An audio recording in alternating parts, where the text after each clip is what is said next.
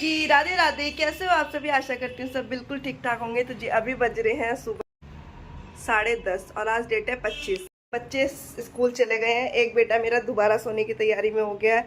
अभी अभी उसे सुला के आई हूँ और मोस्टली सारा खत्म हो गया है। तो आज मुझे बनानी थी, मतलब स्कूल चला गया है, साहब भी ऑफिस चले गए हैं 10 बजे के लगभग। तो आज मुझे बनानी थी। मम्मी पापा भी बिल्कुल फ्री होके, मतलब नहा धो के नाश्ता वास्ता करके वो भी सब अपना रेस्ट करने के लिए दोबारा चले, क्योंकि जब सुबह जल्दी उठ जाते हैं तो फिर इस टाइम तक दोबारा सोने का टर्न एक लग जाता है। तो जो लंच में बनाना है वो प्रिपरेशन करूँगी, और जो आज कुछ एक्स्ट्रा मुझे बनाना है वो प्रिपरेशन करूँगी। आज मेरा बनाने का मन कर रहा है मटका मलाई वाली कुल्फ़ी। अभी गई थी मैं मार्केट में और उसके बाद लेके आई थोड़ा सा सामान, क्योंकि हमारे यहाँ जो आता है वो आता है गाय का दूध, और गाय के दूध जो होता है ना वो पतला होता है। उससे ये वाली जो कुल्फ़ी है ना थोड़ी सी अच्छी नहीं बनेगी। तो मैंने सोचा आज फुल क्रीम वाला दूध लेके आती हूँ, अमूल वाला। तो चढ़ा दी है कढ़ाई, और उसके बाद 2-3 चीज़ें बच्चों के लिए लेके आई जो मुझे लगता है ना कि मेरे बच्चे खा लेंगे। तो मैं वो 1-2 बिस्किट जो मुझे लगता है वो कभी कभी खा लेता है टेस्ट में, तो 2-3 चीज़ें वो लेके आई, तो उनको लगा दिया डब्बे में। और उसके बाद ये 2 फुल क्रीम के दूध लेके आई थी। फिर चढ़ा दी एक कढ़ाई, और कढ़ाई में डाला मैंने थोड़ा सा पानी गर्म करने के बाद। उससे क्या होगा, कढ़ाई का जो टेम्परेचर है ना, जैसे डोसा जब बनाते हैं तो टेम्परेचर उसको नॉर्मल करना पड़ता है पानी डाल के, तो वो वाला टेम्परेचर मैंने कर दिया। इससे क्या होता है कि दूध जो है ना जल्दी से लगता नहीं है कढ़ाई के अंदर। तो बस उसके बाद दूध मैंने छान के यहाँ पे 2 पैकेट दूध डाल दिया, यानी 1 kg दूध मैंने यहाँ पे ले लिया। हाफ kg के 2 पैकेट थे। और बस अब इस दूध को जब तक चलाऊंगी जब तक ये दूध ना आधा ना रह जाए। दोनों पैकेट्स को खोलने के बाद, डालने के बाद, मतलब क्वांटिटी जितनी 1 किलो थी तो उसको हाफ kg ना रह जाए ना, तब तक इसको लगातार हल्की आंच पे ना, धीमी आंच पे दूध को कढ़ाती रहूँगी। जैसे कि आप लोगों ने देखा होगा, लोग मावा निकालते हैं ना कढ़ाते वक्त, इस तरीके से इसमें से चलाती रहूँगी। तो उसके बाद साइड में करूँगी मैं अपनी दूसरी प्रिपरेशन, क्योंकि साथ साथ और भी बहुत सारे काम करने पड़ते हैं। तो दूध को बहुत हल्की हल्की धीमी धीमी आंच पे चलाती रहूँगी। फिर यहाँ पे ले ली थी मैंने 3 चीज़ इलायची, हरी वाली इलायची जो खाने की इलायची होती है, खुशबू वाली, और उसके बीज निकाल निकाल के रख लिए अलग, और साथ में लिए हैं 8-10 काजू और 8-10 ही बादाम। तो इस वाली कुल्फ़ी में काजू और बादाम का जो टेस्ट आता है ना वो बहुत ही यमी आता है सच में। मतलब वॉइस ओवर तो बाद में ही हो रही है, लेकिन ये कुल्फ़ी इतनी लाजवाब और इतनी ज़बरदस्त बनी थी ना कि सबने घर में मेरी बहुत तारीफ़ करी। और ये वाली कुल्फ़ी आप भी एक बार बना के देखना। तो बस यहाँ पे कच्चा दूध था, तो साथ में उबाल तो इसमें आ गया है। तो बस अब धीमी आंच पे चला के कढ़ाती रहूँगी। तो जो साइड में जो बिल्कुल खुरचन लग जाती है ना उसको भी हाथों हाथ निकालती रहूँगी, क्योंकि मेन जो वो खुरचन ही होती है बगल में जो लगती रहती है, क्योंकि वो मेन मलाई होती है ना, वही बहुत अच्छी से मतलब एक तरीके से दानेदार जिससे कहते हैं ना, बिल्कुल मलाई वाली टेस्ट जो आता है ना वो उसी से आता है, जो साइड में लगता रहता है, और उसको उतारते रहो हाथों हाथ।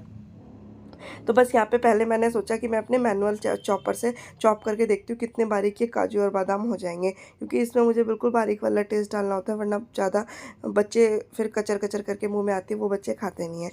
तो इससे मैंने करके देखा तो थोड़ा सा मोटा मोटा सा रहा, तो फिर मैंने बाद में उसको चलाना मिक्सी में ठीक समझा।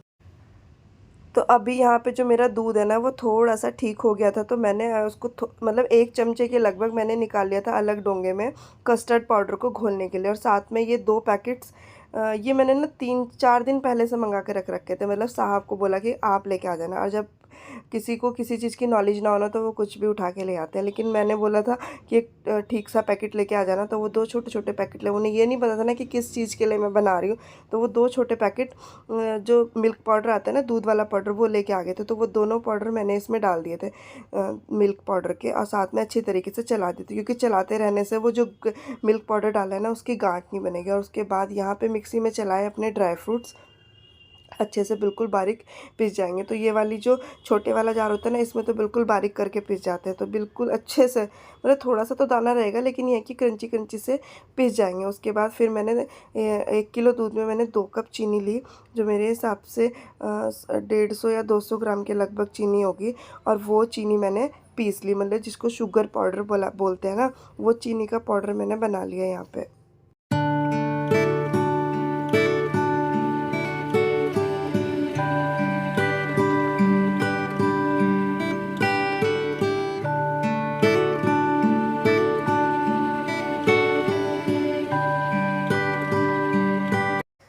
उसके बाद फिर दोबारा से बराबर मैं खड़ी हूँ तो लगातार धीरे धीरे चलाती रहूँगी, क्योंकि इसमें कम से कम कुछ लोग कहते हैं कि 5 मिनट लगे 10 मिनट लगे, जी नहीं, मेरे इसमें पूरा का पूरा 1 घंटा लगा बनाने में। तो जो साइड में मैंने दूध निकाल के रखा था कटोरी में, वो हो गया था ठंडा।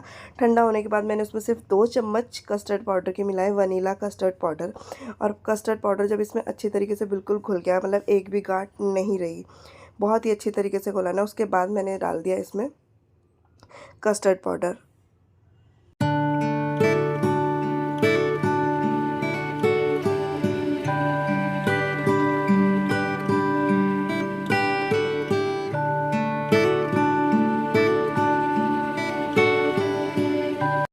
और बस उसके बाद भी ना लगातार इसको लगातार चलाना है, क्योंकि कस्टर्ड पाउडर डालने के बाद भी ना कई बार गुठलियाँ पड़ जाती हैं जो बिल्कुल भी टेस्टलेस होती हैं, अच्छी नहीं लगती हैं। तो लगातार चलाया और फिर इसमें बिल्कुल भी गुठली नहीं पड़ी। और फिर उसके बाद जो मैंने वो ड्राई फ्रूट्स वाला पाउडर बना के रखा था वो भी डाल दिया, और साथ में जो चीनी पीस के रखी थी ना अपनी, वो भी डाल दिया। और उसके बाद मैंने इसको लगातार इतना मतलब 10 या 15 मिनट लगातार फिर तो चलाया ही चलाया। फिर तो मैंने, क्योंकि उसके बाद जब कस्टर्ड पाउडर डाल देते तो फिर नीचे लगने का बहुत ज़्यादा डर रहता है, तो जिससे कि बिल्कुल भी अगर ज़रा सा भी नीचे लग जाता है तो फिर स्मेल बन जाती है जलने की। तो लगातार मैंने बिल्कुल चलाया, और थोड़ी देर चलाने के बाद ही ये बहुत अच्छे से गाढ़ा क्रीमी वाला टेक्सचर एक बन के मेरा बिल्कुल रेडी हो गया। तो जी, जब ये बिल्कुल इस तरीके से गाढ़ा गाढ़ा सा बन के रेडी हो जाए ना, फुल तेज़ आंच पर चलाया, और उसके बाद बस इसको मैं उतार के रख दूँगी ठंडा होने के लिए। जब बिल्कुल ठंडा हो जाएगा ना, फिर इसको मैं मतलब आइसक्रीम वाली मोल्ड में डाल के और फ्रिज करूँगी। अब मेरे पास टाइम हो गया है कम से कम कि मेरा बेटा 7 बजे स्कूल चला जाता है, उसके बाद मैं 9 बजे तक 8 बजे तक काम ख़त्म करके बिल्कुल फ्री हो जाती हूँ। लेकिन मैं अगर फिर उसके बाद क्या करूँ, तो मैंने यही सोचा कि अब मैं रोज़ एक ना एक चीज़ नई सीखूँगी, क्योंकि मुझे सीखने की कोई उम्र नहीं होती, और ये चीज़ मुझे पहले से कि मुझे कुछ ना कुछ रोज़ नया सीखना होता है। तो अब कई बार टाइम नहीं लग पाता, कुछ टाइम ऐसे आए बीच में जो बिल्कुल टाइम उस बीच नहीं लगा, लेकिन अब टाइम आ गया तो मुझे लगता है कि मुझे सीखना चाहिए। तो बस यहाँ पे मैंने सोचा दोपहर के लंच की प्रिपरेशन भी मैं ही कर लेती हूँ। कई बार मैं कर लेती हूँ, कई बार सिमरन कर लेती है। अब किचन में मैं लग रही थी तो हाथ मैंने सोचा मैं ही कर लेती हूँ। तो आज मैंने बनाया लोबिया। लोबिया की दाल अगर आपने देखी हो तो मैंने अपने हिसाब से लोबिया की दाल, मतलब उसको भिगोना नहीं पड़ता, वो हाथों हाथ बन जाती है और बहुत ही टेस्टी लगता है लोबिया। शादी से पहले तो नहीं खाती थी मैं, लेकिन शादी के बाद जब खुद से बनाने लगी हूँ तो बहुत ही ज़्यादा टेस्टी लगने लगी है। तो बस यहाँ पे मैंने लोबिया डाला, और साथ में उसके अंदर ना आलू छील के धो के वो भी डाल दिया, और साथ में हल्दी, नमक और ज़रा सा सरसों का तेल डाल के उसको उबलने के लिए चढ़ा दिया। मैक्सिमम उसमें 10 मिनट लगते हैं उबलने के लिए, मतलब राजमे से थोड़ा कम टाइम लगता है, लेकिन उबल बिना भीगे भीगे ही जाता है। और साथ में भिगो के रख दिए चावल, क्योंकि ये प्रिपरेशन मैं हाथों हाथ करके रख दूँ तो फिर मुझे चावल भीगने के बाद ही बहुत ज़्यादा अच्छे बनते हैं। और ये प्रिपरेशन अगर पहले करके रख दो ना तो फिर इतना टाइम नहीं लगता, फिर सीधा चावल और हाथों हाथ वहाँ पे वो छोंकना पड़ेगा, तो इतना टाइम नहीं लगेगा। तो बस थोड़े से सुबह जो मैंने कपड़े मशीन में लगाए थे वो भी मेरे धुल गए थे, वो कपड़े मैंने फैला दिए, और फैलाने के बाद मैं आ गई थी यहाँ पे, देखा कि मेरा ये जो टेक्सचर था ना ये बिल्कुल ठंडा हो चुका था। तो उसके बाद ये मोल्ड लेके आई थी मैं कम से कम लास्ट ईयर, और लास्ट ईयर तो टाइम नहीं लगा क्योंकि उस टाइम रुद्रा बहुत छोटा था, नहीं लगता था टाइम, लेकिन अब वो थोड़ा बड़ा हो गया तो वो खेलने भी लगा। तो बस एक तो मैंने ये मोल्ड में डाल के सारे के सारे बच्चों के लिए रख दी कि बच्चे तो मोल्ड वाली खा लेंगे। 6 मोल्ड हैं तो बच्चे खा लेंगे मोल्ड वाली। उसके बाद ये छोटे से कप रखे थे, तो अब जमाऊँगी मैं इस कप में।